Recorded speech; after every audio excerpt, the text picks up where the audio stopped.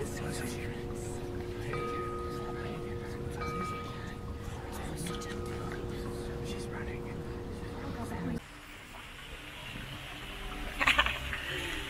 pagi, kayaknya belum mandi. Yang penting udah makan, sarapan. Kilo dibangunin susah banget.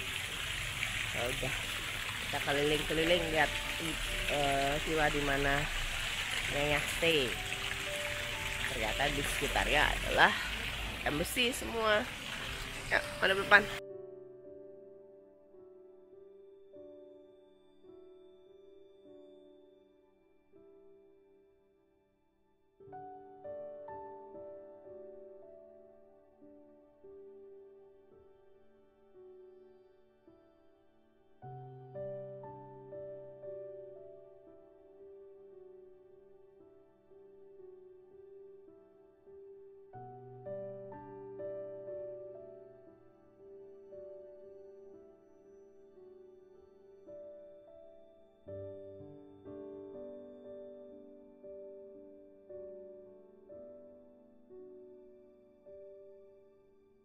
Tapi sih di sini servisnya great banget sih.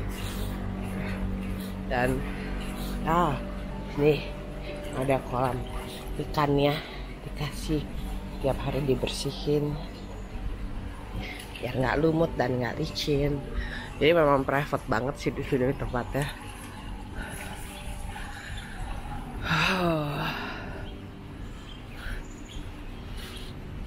Terus masih kedengaran dong suara burung pagi-pagi.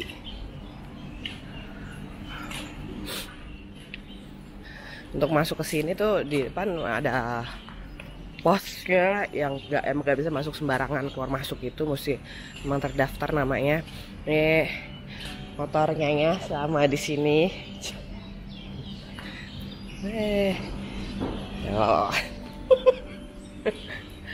Oh ya, mau kasih lihat di ujung. Aduh, baunya enak banget. Oh iya, di sini juga setiap pagi ya disiram air, ada lemongrass itu untuk menghindari nyamuk. Jadi ini sebenarnya air-air ini juga ada campuran lemongrassnya. Nah ini untuk sembahyangan.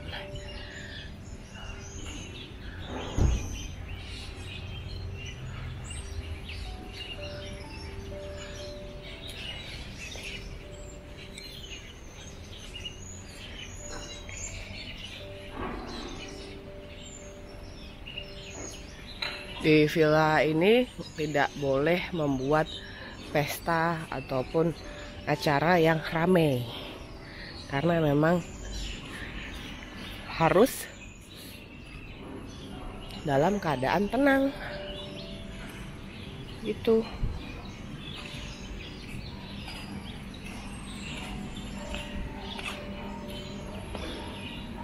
Ini parkirannya, pintu keluar sana. Ini untuk menerima tamunya.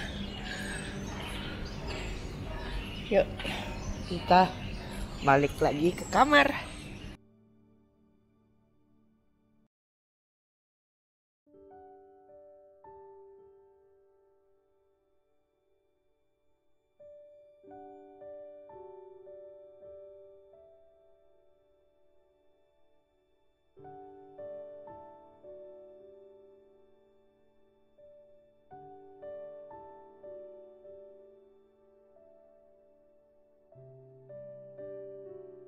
Ya, pohonnya dikulitin. Ini memang sengaja dikelupasin ya, karena lumutnya sih dikelupasin lumutnya. Keren banget ya itu pohon bambunya. Oke.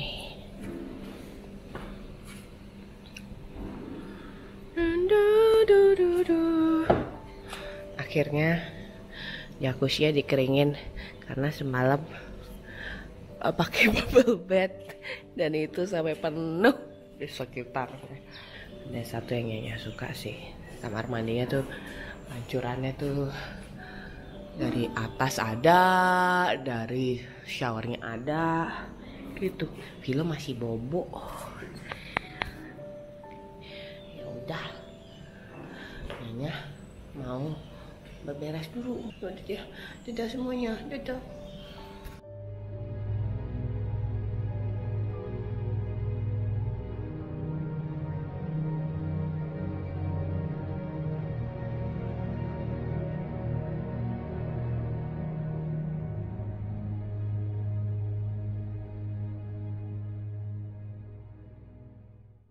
Cikers, ketemu lagi sama Nyonya di Nyah Conversation, dimana sekarang di Kuala Lumpur sudah menjelang jam 4 pagi. Philo Sebastian belum tidur. Emang kamu insomnia?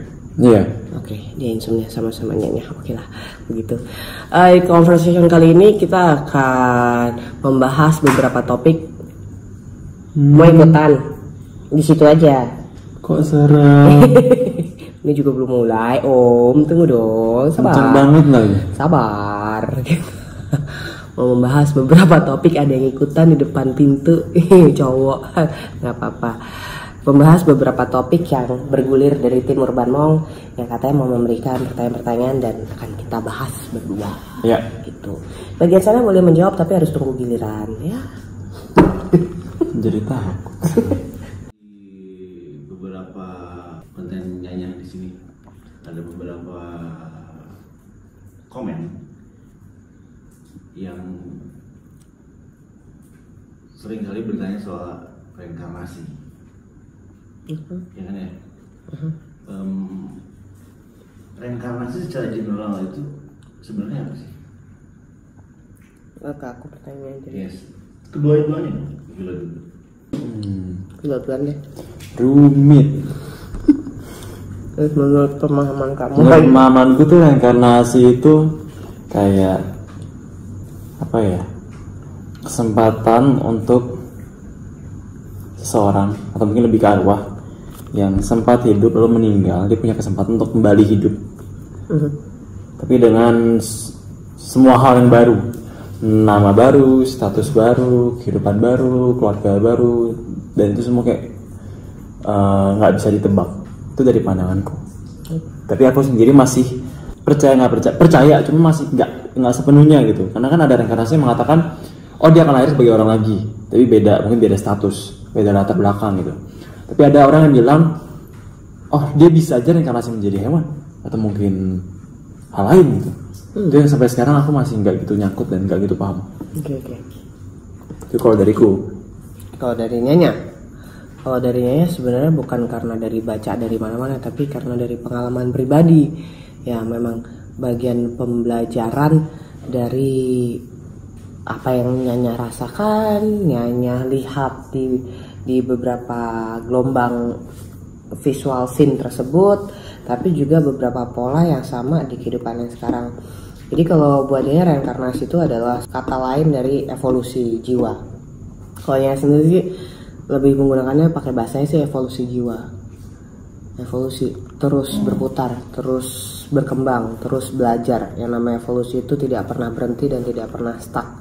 Kalau masih ada salah, ya belajar terus. Makanya kayak gitu.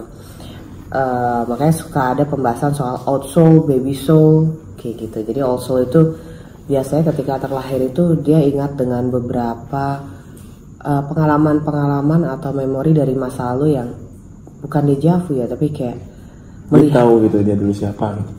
Melihat dirinya sendiri di masa itu dan apa yang dilakukan dan kesalahannya seperti apa, atau mungkin ketakutan-ketakutan atau mungkin unfinished businessnya di masa lalu yang akhirnya di masa sekarang dimunculkan lagi dan harus diselesaikan. Menarik. Kayak gitu sih. Tapi aku pernah punya temen aku punya temen yang dia bisa melihat gitu kayak seseorang, dia itu dulunya siapa atau dulunya apa, dan dia bilang mempengaruhi meskipun dia lahir dengan kehidupan yang baru, kata ada pengaruh di kehidupan sebelumnya dengan kehidupan yang sekarang. Itu mungkin bisa kayak gitu ya. Bahkan kemampuan seseorang di masa sekarang, kemampuan dia mempelajari sesuatu, kemampuan dia memahami sesuatu itu dengan cepat, itu terkadang memang bawaan dia tanpa sadar, bawah sadarnya menyimpan gantian menyimpan memori dari kehidupan masa lalunya terekam karena terbiasa aktivitas, tindakan, pilihan, pikiran yang akhirnya tersimpan nih. Istilahnya akasik memori. Ketika dia terlahir, itu beberapa kemampuan itu lahir lagi, ikut terlahir tanpa dia sadarin bahwa dia sudah membawa itu. Makanya setiap orang ada yang bisa tiba-tiba bisa main musik, ada yang bisa tiba-tiba bisa menulis sementara orang nggak bisa. Gitu. Ada yang bisa tiba-tiba memang pintar matematika ya karena mungkin dia dulunya adalah ilmuwan. Tapi mungkin nggak dia setelah inkarnasi kerja jadi hewan. Sampai detik ini Nyanyi jarang menemukan kasus seperti itu, tapi pernah ada 1 sampai 3 yang dulunya dia adalah manusia dan terlahir lagi sebagai hewan, tapi memang usianya tidak lama, usianya hanya seusia standar dari hewan tersebut. Contohnya nih, salah satu kucingnya ya, tapi udah nggak ada, dia udah nggak ada. Pas diajak ngomong bahasa manusia dia ngerti, namanya Pedro. Tapi ketika kulihat matanya itu dia menunjukkan bahwa kehidupan dia di masa lalu kan ditembus kan, maksudnya nggak tahu ini istilahnya kayak gimana, ditembus soul ya. Ternyata dia dulu anak muda di kawasan Meksiko yang meninggal karena dia tidak mendengar kata-kata ibunya, yang pada akhirnya dia ikut tawuran, mati ketusuk. Dan akhirnya dia menyesal itu. Makanya ketika terakhir jadi kucing, dia manja banget kayak sama ibu, sama nyanyi, sama perempuan, dia tuh yang nurut banget gitu, yang mau membayar cepet, habis itu meninggal gitu. Cuman ya itu kasus yang sangat langka sih. Bagian itu menarik sih. Meskipun aku masih agak yang percaya nggak percaya ya, karena kan kembali lagi pengalaman perjalanan beda-beda sih. Iya.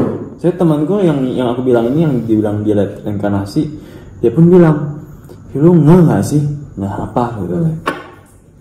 Huri itu dulu orang katanya. Oke. Orang gimana maksudnya?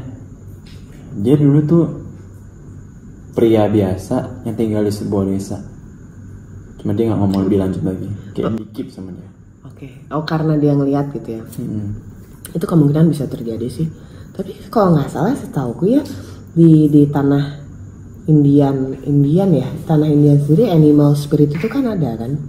Ketika beberapa orang Indian itu sendiri dia entah memilih terlahir malah justru sebagai binatang daripada sebagai manusia, itu bagaimana penjelasannya kalau kayak gitu?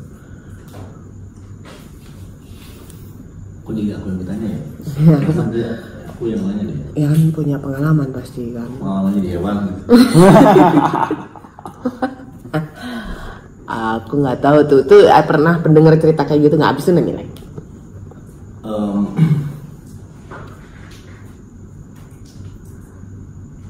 Reinkarnasi itu kalau dari yang aku tahu, sejauh aku tahu, ada level-levelnya. Bahkan di beberapa ilmu spiritual disebutkan dengan persis level-level tersebut gitu. Yang aku juga udah lupa sih ya. Mereka menjabarkannya seperti apa, mengurainya seperti apa. Tetapi yang aku bisa tangkap adalah bagaimana kita mereinkarnasikan diri kelak di hidup selanjutnya adalah tergantung sebesar apa conscious energi kita ketika kita hidup. Kesadaran energi kita yang itu Dan keberadaan kita sekarang itu juga ditentukan oleh conscious energi kita sebelumnya. Gitu. Jadi yang aku lihat dari ilmu tersebut adalah semakin kita bisa membangun conscious kita di saat sekarang, itu menentukan level reinkarnasi kita di hidup kita selanjutnya. Sebagai contoh, mungkin semua pernah dengar ada anak kecil yang bicaranya bijak banget padahal dia masih 12 tahun. Iya. Kalau nggak salah itu di India. Nah itu conscious energi dia bagus di hidup dia sebelumnya. Jadi dia tahu dia dulu siapa. Ya itu masuk akal sih. Ya pengaruh. Dan kalau misalnya soal pertanyaan tadi, apakah seseorang bisa memilih untuk menjadi hewan di evolusi selanjutnya, itu pun ada buktinya. Memang Indian itu beberapa ilmunya memang mengarah ke sana. Makanya kan ada orang Indian namanya bear, eagle, gitu kan, wolf. Bahkan ada sebaliknya. dia bisa menggabungkan reinkarnasi dirinya dengan reinkarnasi misalnya wolf, atau bear, atau dia juga bisa mereinkarnasikan dirinya kelak menjadi bear. Itu berarti dia punya kesadaran. Ya, lalu ada pertanyaan seperti ini. Lalu gimana ceritanya dengan orang-orang yang tidak sadar dulunya dia siapa? Itu energinya terpecah. Energinya terpecah. Karena terpecah menjadi bentuk-bentuk lain. Sebagai contoh, misalnya seorang presiden meninggal, itu kan energi gede banget. Seorang presiden gitu, seorang penguasa. Lalu dia meninggal, itu energinya terpecah. Yang tadinya satu seorang presiden, kalau khusus energinya kurang kuat, dia akan meninggal menjadi energi yang terpecah, misalnya menjadi 10 orang. Jadi 10 orang ini pernah merasa menjadi presiden di sebelum hidup dia. Itu bisa terjadi ya? Itu bisa terjadi. Di banyak kasus soal reinkarnasi adalah pernah ada penelitian yang menyebutkan beberapa orang pernah mengaku menjadi A. Iya, betul. Itu adalah energi yang terpecah. Menarik. Sebagai contoh lagi yang aku bilang tadi, anak 12 tahun itu konsisten energinya full. Dia tereinkarnasi tetap menjadi dia di hidup yang sekarang dari dia yang dulu. Bisa terpecah ya? Bisa terpecah. Nggak cuma satu ya. Tapi ada kemungkinan nggak terpecah ini ada alasannya? Pasti kan seharusnya ada alasannya. Nah, kalau kita bicara alasan, tadi akan kembali ke konsisten energi. Konsisten energi itu gampangnya wisdom. Wisdom kan terdengar simpel, sederhana. Tetapi jika kita punya wisdom, itu bisa menjadi jaminan kita akan mengenal kita yang sekarang ketika kita berada di evolusi hidup selanjutnya dari kita yang sekarang. Mau nanya aja Phil. Padahal kita yang mau dikasih pertanyaan tapi kita karena itu jadi maksudnya aku jadi kepikiran kalau energi itu terpecah. Misalnya ini ada bayi yang lahir sama nih 1 sampai 10. Tapi pecahan yang dari presiden ini dia mecah ke 10 ini. Tapi dari 1 sampai 10 ini mungkin nggak juga ada pecahan-pecahan energi yang lain, bukan presiden aja. Ya, itu bisa. Dan macam-macam. Bisa nih tadi aku bilang. Ini ya bisa milih recah-recahnya. Saya pengen milih recahan dari eagle misalnya, supaya mata saya bisa setajam eagle. Atau dari bear, supaya saya bisa sekuat bear. Mereka punya ilmunya untuk bisa mengambil recahan dari bear. Atau misalnya di ilmu dia disebutkan, misalnya nih ya, aku pengen di hidup aku setelah ini, aku ingin menjadi karakter A misalnya, itu bisa di setting. Apa? Dia mau tersebut bisa di setting. Nah sekarang contohnya gini nih, aku pernah nanya ke seseorang, aku bilang ke dia, aku punya keinginan kuat untuk sesuatu, tapi aku takut keburu mati untuk bisa mewujudkannya. Terus dia tanya gini, kan, sekuat apa yang keinginan kamu? Keinginan itu energi, dia bilang. Kalau energi kamu kuat, mati nggak akan menghentikannya. Evolusi kamu selanjutnya akan melanjutkan keinginan kamu. Tapi kan pertanyaannya adalah sekuat apa keinginan kita? Itu agak-agak PR. Mungkin aku kalau ditanya kuat nggak sih keinginan aku untuk mencapai keinginan tersebut? Iya kuat. Tetapi apakah sampai di level yang kasih selanjutnya? Nah, konsisten energi jawabannya wisdom. Ngerti nggak sih? Kalau yang nggak ngerti tanya. Keberatan jam segini mas. Keberatan. Tapi aku juga pernah ngeliat yang beberapa di antara mereka yang seakan-akan gagal dalam perseberangan gitu, kayak mereka yang nyebrang atau mungkin bereinkarnasi tapi kayak malah terpecah. Kan tadi kan gue bilang kan energi yang terpecah tapi dia masih bereinkarnasi kan. Itu pertanyaan bagus. Ada yang ini aku lihat ya, saya di saat teman-temanku yang sesamaku ini lihatnya kan arwah jin baru lebih tinggi lagi kan. Tapi di bawah arwah ternyata ada satu yang lebih rendah lagi. Yang aku lihat, aku nggak tahu itu apa, makanya aku nyebutnya sampah. Karena aku nggak tahu itu apa, bentukannya tuh kayak kayak Casper atau Dementor, jalannya pelan, kasarnya nggak bisa mikir, nggak punya perasaan, lambat, nyeret, nggak ganggu, pelan banget. Persis yang ada di film I Still See You itu kayak hasil energi yang yes. yang kayak dia cuma mengulang-ulang tapi dia nggak tahu dia ngapain dan dia nggak tahu dia siapa gitu, kayak serpihan-serpihan yang entah gagal atau gimana, tapi itu hasil pecahan juga. Nah, sampai sekarang gue nggak tahu itu sebenarnya apa. Itu bukannya residual energy ya? Itu residu energi. Kalau dulu dengan bahasa lain disebutnya kayak koin. Ya, jadi memang terkadang ya kan karena orang fisik udah mati, udah meninggal, rohnya ngangkat sama jiwanya, tapi badan etriknya ini terikat sama bumi. Itulah yang menimbulkan gesekan sama alam. Terkadang suka ada hologram yang muncul melakukan perbuatan hal-hal yang sama. Itu disebutnya residual energy. Residual energy itu paling sulit untuk diajak. Memang nggak bisa diajak interaksi ya, karena mereka kayak cuma video ulangan, cuplikan ulangan gitu sih. Lucu sih, kayak tutut pelan tapi nggak guna. Aku nggak tahu itu apa. Ya itu sih penjelasannya sih. Oke. Aku pernah bertanya ke seseorang soal satu makhluk yang aku kenal.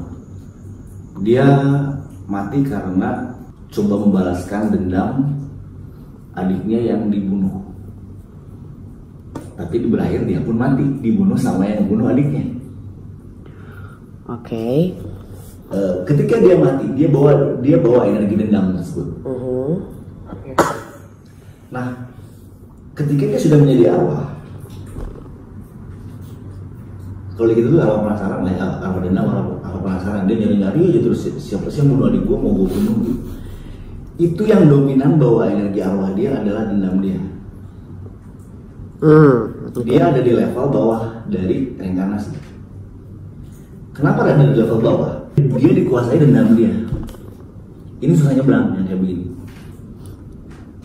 Nah, makanya ada di ilmu tertentu ketika kita sudah mati, di setiap agama lah ya, kalau udah mati ucapkan satu doa itu sebenarnya untuk membersihkan kita dari benci, kecewa dan lain-lain supaya gampang nyebrangin. Rela ya.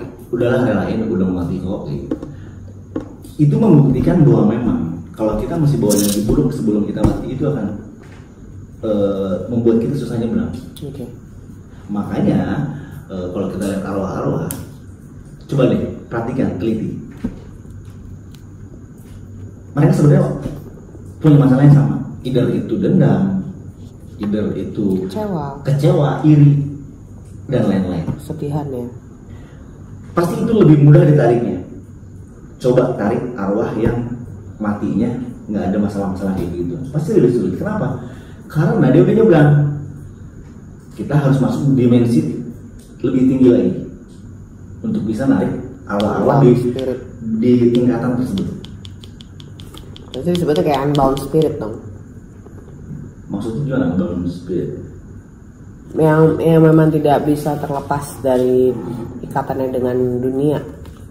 Padahal secara materi, secara atom partikelnya sendiri itu sudah tidak berada di dunia fisiknya. Bisa. Nah, ini juga yang menyebabkan kenapa arwah-arwah tersebut lebih mudah ditarik dibanding arwah-arwah yang meninggalnya sudah let go. Yang ditarik ini sebenarnya arwahnya atau sebenarnya? Nah, itu pertanyaan lain lagi. Itu pertanyaan lain lagi. Meskipun aku udah tahu jawabannya sih. Itu sebenarnya arwah atau apapun sebutannya itu kan hanya istilah. Ya nggak sih? Di ilmu-ilmu tertentu tidak pakai kata arwah malah. Iya sih. Dari ilmu yang aku bilang tadi aja itu kan aku pakai kata energi. Tapi banyak yang nggak paham. Ya. Jadi kita pakai bahasa yang dipahami. Dan kalau direcah-recah lagi itu makin rumit. Yes. Belum sampai sana sih. Kita masih pada nggak ngerti. Jadi pelan-pelan aja. Dengan feel tadi berat bahasannya kayaknya. Dan tadi kalau kamu bilang ada baby soul, ada old soul, berarti soul juga melahirkan soul, isn't it? Soul melahirkan soul. Kita, yes. physically body, when we mating, we create another human being, right? Yeah. Yes, itu betul. So, ketika dia mating, dia creating another soul. tapi ini levelnya tinggi banget. Iya. Itu sulit dilakukan. Ya itu udah advance banget, jadi ya cuma buat informasi aja. Jangan sampai orang mikir, wah gimana caranya yang lain aja beresin aja dulu. Iya gak sih? Jadi sebenarnya reinkarnasi itu sama kalau kita ingin merumuskan kasus-kasus kimia atau fisika, kinda complicated. Yes. Kenapa? Karena setiap dari kita ini satu orang aja rumit banget berpikirnya. Ya. Betul. Dan tadi aku bilang, ketika kita meninggal ada kecenderungan kita memecah energi kita. Oke. Berarti sama aja ketika banyak yang mengaku di luar sana bahwa adalah reinkarnasi dari Cleopatra. Ya. Contohnya. Itu sangat mungkin. Sangat mungkin. Sangat mungkin. Tapi bagaimana cara membedakan? Kenapa jadi aku yang nanya ya kamu ya? Dia nggak nanya. Apa nanti aku nanya balik. Oke. Tapi itu bisa melalui penelitian loh. Misalnya ada yang mengaku Cleopatra ada 10 orang. Tapi sebenarnya dari penelitian sendiri itu bisa dicek secara ilmiah dengan DNA dan gen, itu sudah ada alatnya. Kalau di ilmu Afrika begini, anggaplah soul seseorang terpecah menjadi 20. Berarti 20 orang ini adalah reinkarnasi dari seseorang. Kalau di ilmu Afrika, satu orang dari 20 ini bisa menarik semua soul dari 19 orang tersebut untuk menjadi satu lagi. Tetapi yang 19 mati semua. Oh. Kayak film itu dong, The One. Lihat beda lagi ya. Jadi ketika aku nih misalnya nih ya, adalah reinkarnasi dari A. Tetapi di saat yang sama aku juga di luar sana ada reinkarnasi A juga. Karena si A ini pecah energi. Nah misalnya aku mendalami suatu ilmu untuk menyatukan kembali energi aku, itu bisa. Tapi yang 19 mati. Selain aku mati. Tahu nggak? Mungkin kecelakaan, mungkin tiba-tiba sakit, mungkin di negara A, mungkin di negara B, itu kan terpecah. Nah makanya aku bilang ini sangat-sangat complicated. Oke. Nah sekarang pertanyaan aku dari Vilo atau Nyonya, pernah nggak sih kalian merasa mengetahui sesuatu tapi memorinya sebenarnya nggak ada, tapi kok saya tahu ya? Sering. Nah itu tuh sebenarnya film belum jawab. Oh iya belum ya, sorry. Mengetahui sesuatu maksudnya gimana? Bisa sesuatu atau mengetahui sesuatu tetapi tidak pernah mempelajarinya, tidak pernah menguasai keahlian tertentu, tidak pernah mengalaminya mungkin gitu. Aku sejauh ini kalau tahu sesuatu biasanya dari vision sih. Jadi kayak nggak yang kayaknya aku pernah tahu sesuatu, itu nggak pernah sih. Jadi kayak memang aku ngelihat dulu baru aku tahu, nggak yang tiba-tiba tahu, itu nggak pernah. Oke. Atau misalnya deja vu, kayaknya gue pernah di sini deh. Itu sebenarnya kita yang dulu pernah ada di sana. Atau momen atau vibrasi atau tapi kalau soal deja vu aku punya pandangan yang beda sih. Soalnya kalau deja vu memang berbeda-beda di setiap di setiap orang, alasannya bisa berbeda-beda pula. Jadi kalau temanku kan ada yang bilang deja vu itu ketika ada kesamaan aktivitas yang lo lakukan dengan kehidupan sekarang dengan yang lama. Ada yang bilang begitu. Gue yang jawab deh. Gue yang ngomong. Tapi temen yang ngomong gitu, ya udah kayaknya nggak apa-apa. Tapi kalau di yang aku alami, aku nggak pernah ngalami deja vu yang kayak aku pernah ngalamin deh. Aku nggak pernah gitu. Deja vu ku tuh selalu kayaknya aku pernah ngalamin dan 2 jam ke depan atau 1 jam ke depan akan bla bla bla bla bla bla. Kayak lebih ke vision gitu. Deja vu tuh vision tuh lebih kayak yang layar kedua ini masih ada, cuma tiba-tiba ada lapisan tambahan yang memperlihatkan apa yang akan terjadi. Itu yang membuat aku jarang banget ngalamin deja vu. Dan itu terjadi saat aktivitas biasa. Jadi aku nggak gitu nangkep soal deja vu ternyata ada hubungannya sama reinkarnasi. Karena yang aku lihat deja vu, terus aku kayak setelah ini ada ini. Kadang aku bandel, aku sengaja ngelakuin hal yang berlawanan atau sengaja ngikutin alur yang ternyata hasilnya sama. Deja vu emang jarang dialamin sama orang-orang yang dia sebenarnya udah punya kesadaran. Deja vu itu hanya sering dialami sama orang-orang yang sebenarnya jiwanya berusaha untuk connect sama body and mind. Betul. Sebenarnya itu memang gejala-gejala di mana kita udah ada bell ringing dari soul kita. Please dong bangun. Bell ringing. Kayak gitu sih sebenarnya. Jadi jarang ya ngalamin deja vu ya? Jarang banget. Waktu kecil aja aku. Deja vu. Gitu. Tapi kalau soal kemampuan itu salah satu contohnya, maksudnya nggak belajar tapi bisa, salah satunya adalah masak. Aku nggak pernah belajar masak, nggak pernah, ini bukan karena aku perempuan, nggak semua perempuan juga bisa masak.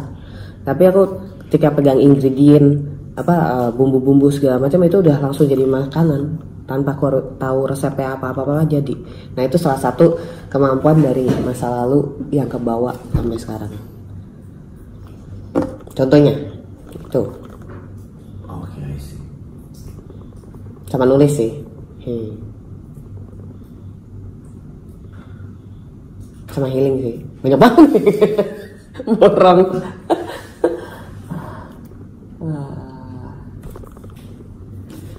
Gitu.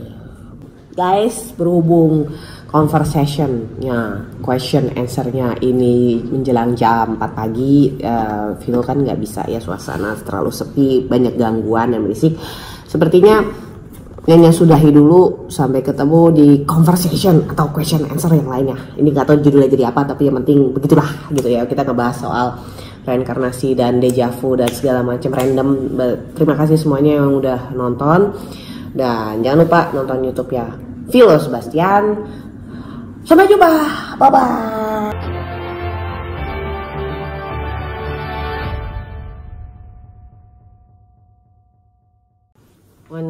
Nyonya conversation. Kata sini. Hah? Kata sini. Ya sini bisa, situ bisa. Okay. Nanti yang ngatur si editor. Kalau capek bilangnya. Bukan karena capek. Lagi mikir. Karena ada gangguan. Nah, berisik. Kalau dibeliin kipas angin, membantu. Tapi noise nanti.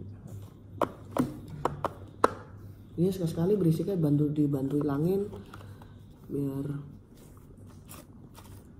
Dia bilang kalau di dalam pintu kita cuma bisa intip-intip, kalau di sini kita ikut benerin. Iya, seneng. Jadi kalau film bilang berisik karena memang mereka ikut nontonin. Ya jam segini mana ada manusia yang aktivitas, mereka seneng. Jadi juga aku susah fokus karena maka pada ingin ikut nimbrung, bukan cuma nonton sebenarnya. Kalau aku udah tahu mereka nimbrung, cuma aku masuk ke pikiran aku. Tanya ini dong, wah orangnya. minta tanya. Gue belum bangga sosial. Udah dulu ya. 1, 2, 3, 4.